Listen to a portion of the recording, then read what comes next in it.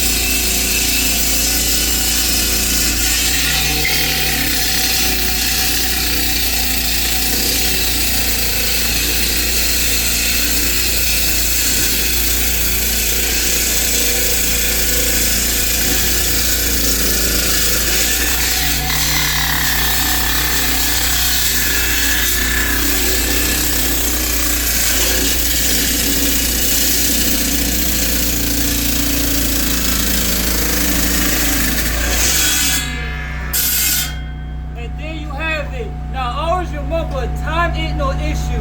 You always want to make sure you're doing it right and doing it how you're supposed to.